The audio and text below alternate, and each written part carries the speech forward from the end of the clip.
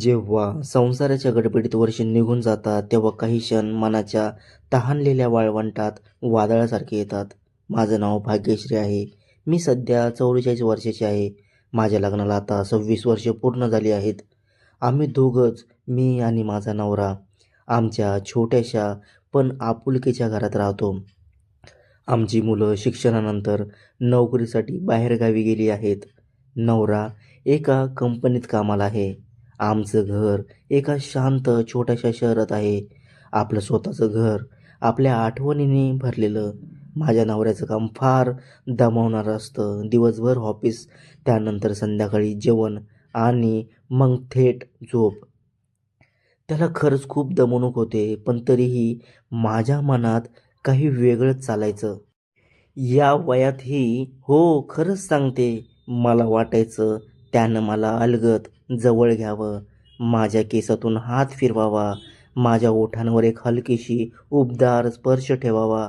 पण बहुतेक वेळा तो थकल्यामुळे थेट गाढ झोपत असे. कधीकधी त्याच्याही मनात तीच भावना उमटलेली दिसायची, काही क्षण आपल्यासाठी राखून ठेवावेत अशी. पण त्याचं शरीर मात्र साथ देत नसे. इच्छा असूनही त्याच्याकडून तसं काही घडत नसे. तो रात्री बऱ्याचदा मला नकोसे वाटणारे पिक्चर दाखवायचा.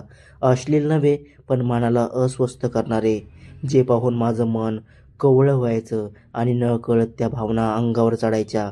अशा क्षणी तो मला जवळ बोलवायचा आणि तसं करायला सांगायचा. पण त्याच्याकडून मात्र तसं काहीच घडायचं नाही. माझं मन तयार असायचं, शरीरही त्याच्या स्पर्शासाठी आसुसलेलं असायचं. पण तो मात्र थकून गेलेला, गप्प आणि शांत. त्या दृश्यामुळे माझ्या मनात एक उत्कट इच्छा निर्माण होत असे, पण प्रत्यक्षात मात्र त्यातून काही घडत नसे. हळूहळू ही असमाधानी रात्र माझ्यासाठी रोजचा भाग होऊन बसली. एक दिवस माझ्या मनात एक वेगळीच विचारधारा रुंजी घालू लागली. आपलं वय जरी 40च्या पलीकडे गेलं असलं, तरी इच्छा मात्र अजूनही जिवंत आहे. त्या दाबून ठेवण्यात काय अर्थ? जर नवऱ्याकडून काही होत नसेल तर? तेव्हाच लक्षात आलं, आमच्या शेजारी काही दिवसापूर्वी एक तरुण मुलगा येऊन राहायला लागला होता. तो लोडिंग रिक्षावर ड्रायव्हर म्हणून काम करत असे. उंची फारशी नव्हती, पण शरीराने सडपातळ आणि मेहनती दिसणारा. त्याच्या डोळ्यात एक धाडसी उत्सुकता होती, जी माझं काहीतरी वेगळंच बोलू पाहत होती. तो एकटाच होता. तो दिसायला सावळा होता, पण अंगाने मजबूत होता. त्याचे शरीर पाहून मला खूप आवडलं होतं. तो मला खूप आवडला होता. म्हणून मी त्याच्याकडे मुद्दाम काहीतरी काम काढून जायचे आणि त्याच्याशी गप्पा मारायचे.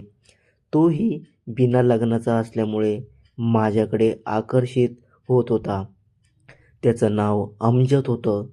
आमच्या शेजारी राहणाऱ्या त्यांच्याकडे जुनी लोडिंग रिक्षावर तो काम करायचा. आमच्या गल्लीत जागा लहान असल्यामुळे तो लोडिंग रिक्षा बाहेरच लावायचा. काही दिवस त्याने व्यवस्थित काम केलं होतं, पण नंतर तो उन्हाळ्यामध्ये जास्त आरामच करायचा. त्याचे मालक दुसरीकडे राहायला असल्यामुळे तेही त्याच्याकडे जास्त लक्ष देत नव्हते, कारण त्याच्या लोडिंग रिक्षाला बऱ्याच दिवसापासून ड्रायव्हर मिळत नव्हता. काही दिवसांनी माझे चाळे त्याच्या लक्षात आल्यावर तो घरीच थांबायचा आणि मी त्याच्याकडे कधी जाते याची तो वाट पाहायचा. मी त्याच्यासोबत गप्पा मारायला गेले की त्याला खूप बरं वाटायचं.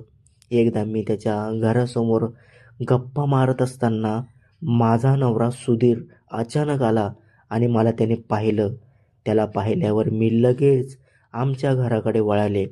घरात आल्यावर त्याने मला विचारलं, तुझं काय काम असतं त्या तरुण पोराकडे? घरातली कामं सोडून तिकडे का बोंबलत फिरतेस?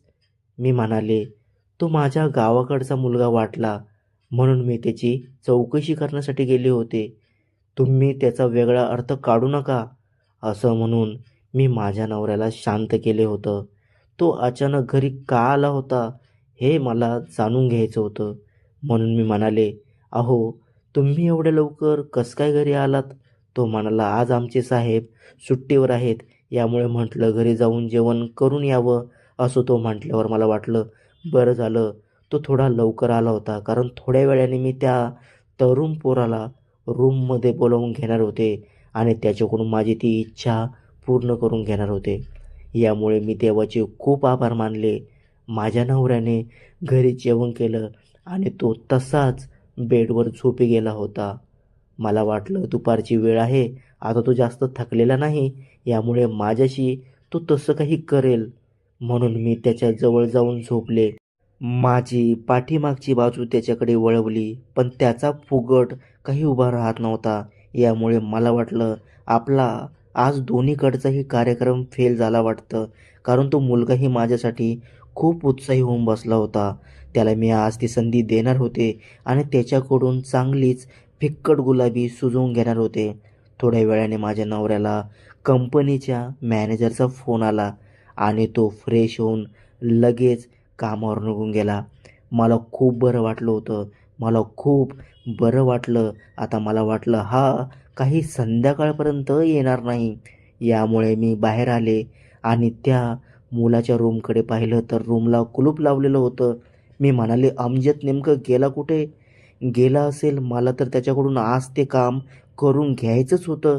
मी दारामध्ये सावलीला येऊन त्याची वाट पाहत बसले होते. शेवटी 1 तासानंतर तो रूमकडे आला होता. उन्हामधून आल्यामुळे तो आणखीच काळा पडला होता. थोड्या वेळाने मी त्याला आवाज दिला आणि त्याला माझ्या रूमकडे बोलावून घेतलं होतं. तो माझ्याजवळ आला आणि माझ्या सौंदर्याकडे पाहून मला म्हणाला, काकू, नंबर 1 दिसताय तुम्ही आहे. असं वाटतंय 17 वर्षाच्या मुलीसोबत मी बोलत आहे. मी म्हणाले, हे बघ अमजद, तू मला खूप दिवसापासून आवडला आहेस. पण मी त्याला त्याविषयी लगेच म्हणू शकत नव्हते. आमच्या गप्पा चांगल्याच रंगात आल्या होत्या. एवढ्यात त्याचा लोडिंग रिक्षा मालक त्याच्या रूमजवळ येऊन त्याला आवाज देत होता, कारण त्याने घराला कुलूप लावलेलं नव्हतं. यामुळे त्याला वाटलं हा नक्कीच जवळच असेल. तो बराच वेळ त्याची वाट पाहत उभा होता. मी अमजदला म्हणाले, आता तू बाहेर जाऊ नकोस. तो थोडा वेळ तुझी वाट पाहील आणि निघून जाईल. शेवटी वैतागून त्याच्या रूम मालकाने त्या रूमला कुलूप लावले आणि तो गाडीवर निघून गेला. मालक तसाच निघून गेल्यामुळे अमजदला खूप टेन्शन आलं होतं. त्याला वाटलं आता मालकाला आपण नेमकं काय सांगावं. मी त्याला म्हणाले, तू अजिबात घाबरू नकोस, कारण तो आता परत येणार नाही. असं म्हणून मी त्याला त्या कामासाठी तयार केलं होतं. तोही चांगलाच त्या कामासाठी तयार होऊन बसला होता. आमच्या बेडवरच तो माझी फिक्कट गुलाबी सुजवत होता आणि मी त्याचा या वयात आनंद घेत होते. तो जोराने फिक्कट गुलाबी सुजत होता आणि मी रडकुंडी आले होते. आणि तो मोसमात आला असतानाच पुन्हा त्याचा मालक घराजवळ येऊन थांबला आणि इकडे तिकडे पाहू लागला. आमच्या घराकडे त्याची नजर गेली आणि त्याला त्याचा बूट दिसला. त्यामुळे तो तर घाबरलाच होता, पण मी चांगलेच घाबरले होते.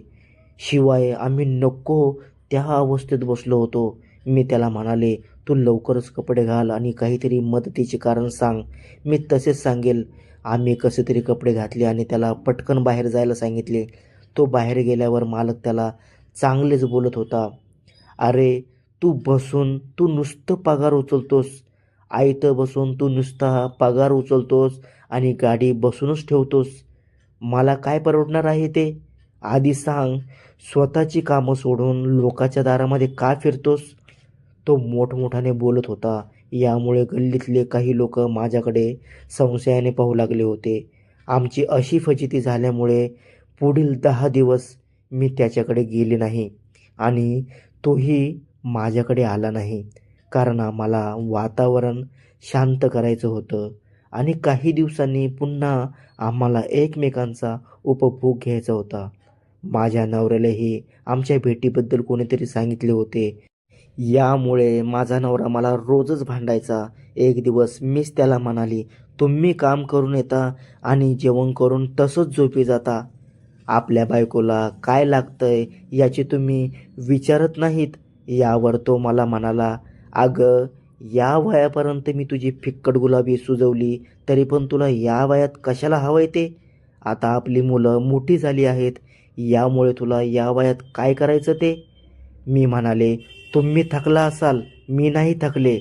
माझ्या फिक्कट गुलाबीला सुजवायला लांडा काळा मी शोधला आहे. मला ती गोष्ट हवी आहे. या वयातसुद्धा तुम्हाला देता येत नाही ते स्पष्टपणे सांगा. अशी आमच्या त्या गोष्टीसाठी भांडणं व्हायची. एक दिवस गल्लीत कोणीही नसताना मी अमजदला माझ्या रूममध्ये बोलावून घेतलं आणि त्याला म्हणाले, "आता कोणालाही घाबरू नकोस. अगदी माझा नवरा आला तरी त्याला घाबरू जाऊ नकोस." असं म्हणून मी त्याला माझ्या बेडवर आणलं होतं आणि आमचा अर्धवट मोडलेला डाव त्याच्याकडून टाकून घेणार होते. या वयात त्या मुलाकडून मी ते काम करून घेऊ लागले आणि तोही त्याच्या जवानीचा आनंद माझ्यासोबत घेत होता. काही दिवस मी त्याला रोज माझ्याकडे बोलून घ्यायचे आणि माझी इच्छा तो पूर्ण करायचा. काही दिवसांनी आमच्यातील ते संबंध माझ्या नवऱ्याला व गल्लीतल्या बहुतेकांना माहीत झाले होते. पण माझा नाईलाज होता, कारण माझा नवरा मला ती सुख देण्यासाठी उत्साही नव्हता. पण शेवटी एके दिवशी माझ्या नवऱ्याने आम्हा दोघाला रंगे हात पकडलं आणि अमजदला पोलिसांच्या हवाली केलं. त्यांनी पोलिसांना सांगितलं की हा कामधंदे सोडून आमच्या घरामध्ये सुजवण्याचे काम करतो. तर माझी साहेब, तुम्हाला एकच विनंती आहे की तुम्ही आता याला अरेस्ट करून याची चांगली सुजवा. त्यानंतर पोलीस त्याला अरेस्ट करून घेऊन गेले आणि मी माझ्या बायकोला समजावून सांगितलं की तुला यानंतर सुजवण्याची कधी हौस आली तर मला सांगत जा.